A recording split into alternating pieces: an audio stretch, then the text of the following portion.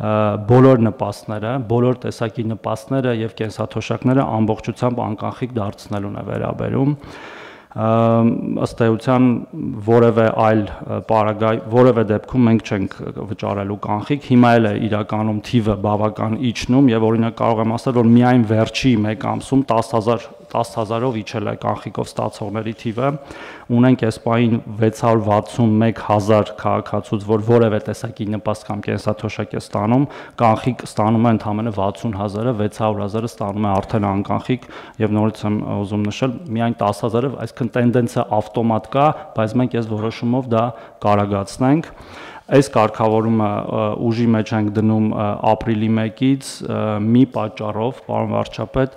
որովհետև այդ մեր 60,000 քաղաքացիները, որոնց մի մասը նաև մեր աջակցության կարիքն են ունենալու այդ կանխիկից անկանխիկ ացման process-ում, դա լինի հնարավորինս սահուն եւ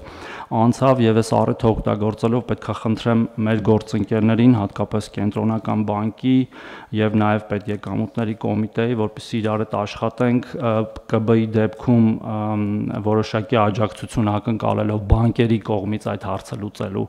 մասով, բանկերի եւ մենք կարգավորումները կփորձենք միասին տալ, իսկ պետեկամուտների կոմիտեի կողմից